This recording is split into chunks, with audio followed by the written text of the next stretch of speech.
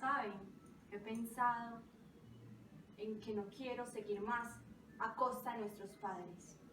He pensado seriamente en ser algo. No sé, puede ser humilde o no. He pensado que tal vez puedo empezar a construir ladrillos. Eso se necesita para construir las casas, las mansiones y los palacios. Eso es ser algo. Sí, pero tu ambición es muy poca cosa. ¿Perdón? Es un trabajo que cualquier máquina lo puede hacer. No más vale ser un albañil. Eso es algo. Eso es lo que yo quiero ser. Sin embargo, mi mujer, me llamarán maestro y mi mujer será la Santa Señora Patrona. Eso lo llamo yo ser algo. ¡Ja! ¡Tonterías! Ser albañil no es nada. Nunca estarás por encima de los estamentos específicos. Como tú, hay muchos en la ciudad. Simplemente serás un patán si no cambias tu pensamiento. En cambio, yo sí sé ser algo. Yo me iré por las sendas de la inteligencia, del pensamiento, de la creatividad. Sí, llegaré a la cima de la inteligencia. Quiero ser arquitecto. No me miren así, sé que no va a ser fácil, yo lo sé. Tendré que cambiar mi lindo gorro de seda y ponerme una gorrita. Y tal vez servirles aguardiente, correrles cerveza, pero no me importa. Al principio yo lo veré como un carnaval, como algo chévere de aprendizaje. Luego me iré a una escuela y estudiaré dibujo. Desde ese momento empezaré yo a crear mi propia fortuna. Para mí eso sí vale la pena. No, no, no, no, no. Eso no es ser nada. Eso que tú estás diciendo no sirve de nada. Yo no quiero caminar por caminos que otros ya han pisado. Mi ambición es ser alguien mejor que todos ustedes juntos. Yo crearé mi nuevo estilo. Diseñaré edificios que serán construidos de acuerdo al clima y a las necesidades que tiene el país. Sí, claro que sí. Todo se irá dando de acuerdo a la evolución de la época. Los edificios tendrán un zócalo y ese zócalo será el piso para construir mi gloria. Eso sí es ser algo. ¡Ja! No puedo creerlo. Pues mira, y si el clima y los materiales no cuestan, entonces su trabajo no valdrá nada. Pues que la época y que la nación se van a gloria, la razón sube y baja, la época cambia y se te sale de las manos como la edad que ya se te está yendo. Para mí, como que ninguno de ustedes va a servir para nada. Pero no se preocupen, yo no me voy a meter. Simplemente voy a ver cómo todos y cada uno de ustedes meten las patas y voy a mostrar a la gente cómo meter las patas como lo hacen ustedes. Eso va a ser algo. Y así lo hizo, y la gente decía de él: indudablemente, este hombre tiene algo, es una cabeza despejada, pero no hace nada. Y sin embargo, por esto precisamente era algo. Como ven, esto no es más que un cuento, pero un cuento que nunca se acaba, que empieza siempre de nuevo mientras el mundo sea mundo. Pero, ¿qué fue a fin de cuentas de los 5 hermanos? Escúchenme bien, que es toda una historia. El mayor, que fabricaba ladrillos, observó que por cada uno recibía una monedita, y aunque solo fuera de cobre, reuniendo muchas de ellas obtendría un escudo brillante. Ahora bien, donde quiera que vaya con su escudo, a la panadería, a la carnicería o incluso a la sastrería, se le abre la puerta y solo tiene que pedir lo que le haga falta. He aquí lo que sale de los ladrillos, los que se rompen o se desmenuzan, pero incluso de estos se puede hacer algo. Una pobre mujer llamada Margarita deseaba construirse una casita sobre el malecón. El hermano mayor, que tenía un buen corazón, aunque no llegó a ser más que un sencillo ladrillero, le dio todos los ladrillos rotos y unos cuantos enteros por añadidura. La mujer se construyó la casita con sus propias manos. Era muy pequeña. Las ventanas eran torcidas, la puerta era demasiado baja y el techo era de paja. hubiese podido quedar mejor, pero bien que mal la causa era de refugio. Y desde ellas se gozaba una buena vista sobre el mar, aquel mar cuyas furiosas olas estrellaban contra el malecón, salpicando con sus gotas de sabores la pobre choza. Y tal como era, ésta seguía de pie, mucho tiempo después de estar muerto el que le había conocido los ladrillos. El segundo hermano conocía el oficio del albañil, mucho mejor que la pobre Margarita, pues lo había aprendido tal como se debe. Aprobando su examen de oficial, se echó la mochila al hombro y entonó la canción del artesano.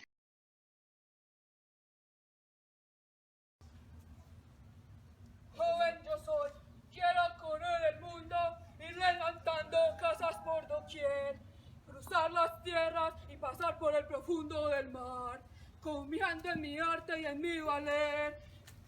Y así hacia mi tierra algún día regresaría, por atraído por el amor que allí dejé.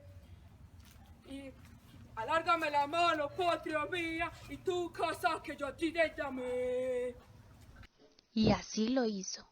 Regresó a la ciudad, ya en calidad de maestro, y construyó casas y más casas, una junto a la otra, hasta formar toda una calle. Terminada esta, que era tan bonita y realzaba el aspecto de la ciudad, las casas edificaron una casita para él, de su propiedad. Pero ¿cómo pueden construir las casas? Pregúnteselo a ella. Si no te responden, lo hará la gente en su lugar, diciendo: sí, es verdad, la calle le ha construido una casa. Era pequeña y de pavimento de arcilla, pero bailando sobre él con su novia se volvió liso y brillante, y cada piedra de la pared brotó una flor, con la que las paredes parecían cubiertas de preciosos tapices. Fue una linda casa y una hermosa pareja. La bandera del gremio ondeaba en la fachada y los oficiales y aprendices gritaban: ¡Hurra, hurra, maestro! sí, señor, aquel llegó a ser algo y murió siendo algo. Vino luego el arquitecto, el tercero de los hermanos, que había empezado de aprendiz llevando gorra y haciendo mandados, pero más tarde había ascendido a arquitecto tras los estudios en la academia y fue honrado con los títulos de señoría y excelencia. Y si las casas de la calle le habían edificado una para el hermano albañil, a la calle le dieron el nombre del arquitecto y la mejor casa fue la suya. Llegó a ser algo, sin duda alguna, con un largo título por delante y por detrás. Sus hijos pasaban por ser de familia distinguida y cuando murió, su viuda fue una viuda de alto copete. Y esto es algo. Y su nombre quedó en el extremo de la calle, y como nombre de la calle siguió viviendo en los labios de todo. Eso también es algo, sí señor. Siguió después el genio, el cuarto de los hermanos, el que pretendía idear algo nuevo, aparte del camino trillado, y realizar edificios con un piso más, que debía inmortalizarle. Pero se cayó de este piso y se rompió el cuello. Eso sí, le hicieron un entierro solemnísimo, con banderas de los gremios, música, flores en la calle y elogios en el periódico. En su honor se pronunciaron 3 panegíricos, cada uno más largo que el anterior, lo cual le habría satisfecho en extremo, pues le gustaba mucho que hablaran de él. Sobre la tumba eligieron un monumento de un solo piso, es verdad, pero esto es algo. El tercero había muerto, como sus 3 hermanos mayores, pero el último, el razonador, sobrevivió a todos, y eso estuvo en su papel, pues así pudo decir la última palabra, que era lo que a él le interesaba. Como decía la gente, era la cabeza clara de la familia, pero le llegó también su hora, y se murió y se presentó a la puerta del cielo, por la cual se entra siempre de dos en dos.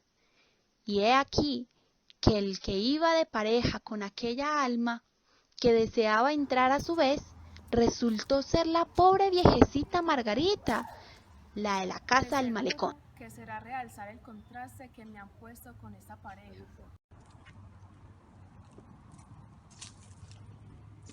Venga, pues mitad, siéntese aquí.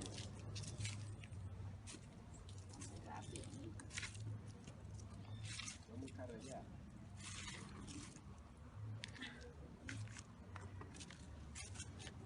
Bueno, pues mitad, y cuénteme, ¿usted quién es? ¿Usted también tiene ganas de entrar aquí? Sí, mijito. Yo soy Margarita, la del malecón. La de mí. Ay, mitad, y a ver, y cuénteme usted qué dice pues allá abajo. No mucho, mijo. No mucho. Si entro es porque mi Dios es grande y misericordioso. ¿Por qué? Ay, mitad, y usted cómo es que colgó los guayos pues, porque usted todavía está muy entera. Papito, entera yo. El último año me la pasé enferma y pobre. Pobre. Un día me aburrí de estar en esa casa, que se puede llamar casa, papito. Y entonces me asomé por la ventana y vi que todo el mundo estaba por allá, es que saltando y bailando. Me dio una rabia, papi. Mariano. ¡Horrible! Y quise salir. ¿Y usted cree que pude? No, mío. Estos pies ya no sirven para mucho. Ya se acabaron. Entonces me asomé por la ventana a analizar pues el mar, que es muy bello, eso sí. Cuando yo vi por allá lejos, por allá muy lejos, que venía un huracán, papi, y con toda esa gente en la calle, yo me preocupé. Y entonces yo, ay, Dios mío, ¿qué hago? Y me puse a gritar como una loca, pero nadie me escuchó. Entonces se me ocurrió incendiar mi casita para que corrieran a mi auxilio y pues se pudieran salvar. Y entonces la incendié. Mi hijo, no se duerma, papito. No, me hagas mitad, yo le estoy llorar. escuchando, sí, a Sí, ver. pero es que en la tierra no sirve nada, ya para qué, papi. Mitad, no, Nadie me escucha. no, dígame, A los viejitos no se olvidan. dígame, mitad, tranquila, que yo la estoy escuchando. Y entonces se incendió la casa y la gente corrió a mi auxilio, pero yo no pude salir. Me quedé sin casita y de repente estoy aquí. Qué mala cosa, eso, mitad. Pues sí, papi. ¿Ves lo que ha hecho esta mujer? ¿Y tú qué has hecho? Ah, yo sé. No has hecho nada, ni siquiera podrás valerte por ti mismo. Sin embargo, no puedo devolverte, no podré hacer nada por ti. De inmediato, la viejecita suplicó por aquel joven, pues lo conocía muy bien, y también conocía a su hermano, quien fue el que le regaló los ladrillos para construir su casa. El ángel, viendo tan buen acto, le dio una oportunidad a aquella alma perdida, pero no podría estar en el cielo hasta que haya hecho una buena acción. Y como no era de extrañarse, el pedante pensó que jamás lo hubiera podido decir mejor, pero jamás lo dijo en voz alta, y eso es algo. Bueno, pues teniendo entendido que la pragmática es ese mensaje que se dice y a la vez que no se dice, lo que tenemos en cuenta con estos hermanos aquí fue que cuando ellos dijeron voy a hacer algo, ellos en realidad ¿a qué se estaban refiriendo? A voy a hacer alguien en la vida, o voy a hacer algo productivo por mi vida, o voy a hacer algo útil por los demás. Y ese algo, ¿qué algo era? Entonces aquí hay dos tipos de mensajes, un mensaje objetivo y un mensaje subjetivo. Bueno, pues así mismo es que los hermanos, cada uno dependiendo del contexto sociolingüístico en el que se desempeña, él usa elementos pragmáticos distintos para referirse a ese algo. Sobre todo el quinto hermano, que lo habla con cierto tipo de paranoia, por así decirlo, y con mucha ironía, diciendo eso será algo, pero ¿qué es ese algo? O sea, él trata de burlarse de sus hermanos o indicar, bueno, mi algo útil es juzgarlos a ustedes. Eso es la pragmática. La sociolingüística en este texto se ve presente cuando es la variación de la lengua, o sea, utilizando un elemento lingüístico reemplazando a otro sin alteración semántica. Van cambiando de cada profesión, utilizando tecnicismos distintos a la hora de hablar y expresar sus pensamientos. Empiezan desde lo más humilde, que es el que fabrica ladrillos, y dicen que eso lo puede hacer una máquina, y fueron pasando hacia el albañil, después el arquitecto, después al arte industrial y por último el juez, que es el que juzga a cada uno qué es lo que está haciendo bien o lo está haciendo mal. Él se cree el mejor y usa un lenguaje con tecnicismos más complicados. Entonces la sociolingüística se indicaría que sería dependiendo del ambiente en el que se desenvuelve, no solo en su profesión, sino también en su vida cotidiana. Eso va a decir mucho en la lengua de lo que se dice y cómo lo dice.